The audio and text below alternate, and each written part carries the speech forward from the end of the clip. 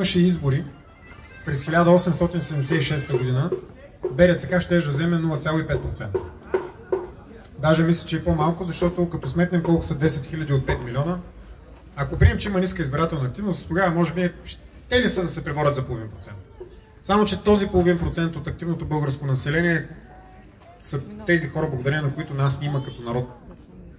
Не тези, които си продават гласовете, не тези, които си навеждат главата, за да не отреже сабята на Агата, не тези, които са рая, а тези, които са свободните хора, тези, които предпочитат да умрат като свободни, отколкото да живеят като роби. Държавата ни е изправена пред много тежки времена, но ние трябва да не забравяме, че в крайна сметка за тези 10 години ние нанесохме много сериозен и много силен удар на системата, която задушава нашия народ, която задушава България. Възраждане дава надежда. Възраждане показва, че може да има българска политическа организация, която да не е контролирана от никого и която да защитава само единствено българските национални интереси. Възраждане се превърна в кауза, която обединява и сплотява стотици хиляди българи. Тази кауза, докато ние, които сме вътре в нея, не я предадем, тя няма начин да не победи.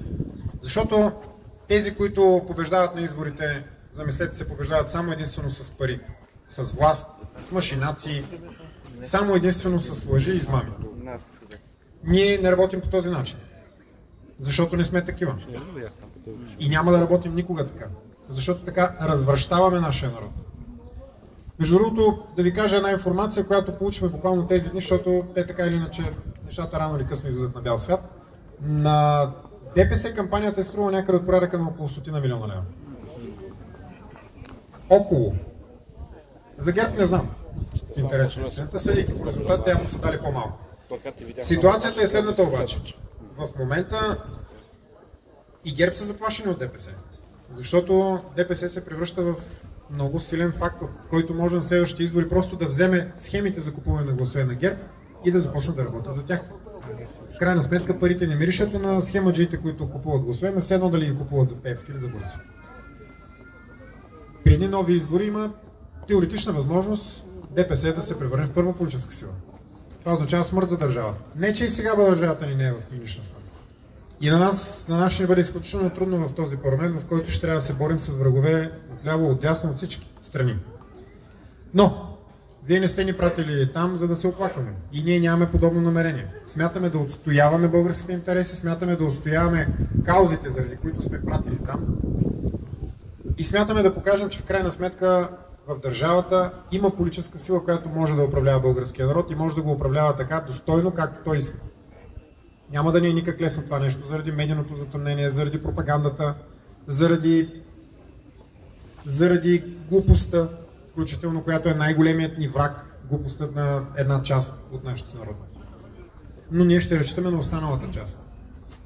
И затова искам да благодаря на всеки един от вас, защото резултата, който ние постигнахме, не е благодарение на нас, които сме отпред. Ние просто сме във върха на острието, така да кажем. Всеки един от вас има заслуга за това нещо. На този ден, 10 години по-късно, ние вече сме 300 000 човека. Успяхме да освободим не толкова много депутати, колкото на нас не се искаше, но при всички положения разширихме присъствието си в парламента. Няма да е лесно на врага в никакъв случай. И ние няма да допуснем той да триумфира толкова лесно и толкова леко, както на него му се иска. Единственото нещо, което се изисква от нас е постоянство и търпение. Защото в крайна сметка това е нещото, което трябва всяка една политическа сила да притежава, ако иска да спечели властта. Ние знаем, че не сме на спринта на маратонско бягане. Знаем, че срещу нас има сили, които са много по-сериозни, много по-тежки, големи и силни от тези, които виждаме в България. Много добре знаем също какво сме изправени. Но това не ни отчаява, защото просто нямаме вече какво да загубим. Нашата държава, нейното бъдеще е поставено на карта. Така че алтернативите са точно две. Или възраждане, или смърт.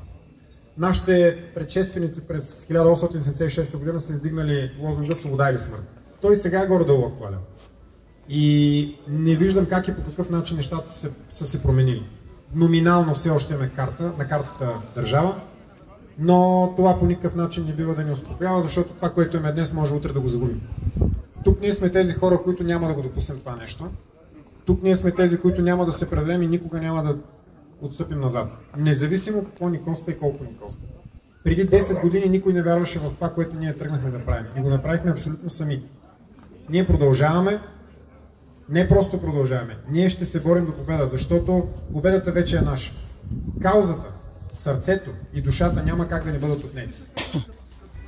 Единственото, което може да направят, е да унищожат или поне да се опитат да унищожат физически нашата държава. Но духът ни няма да успеят да го смачкат.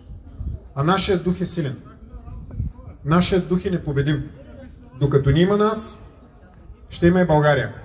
Честит празник и да живее България!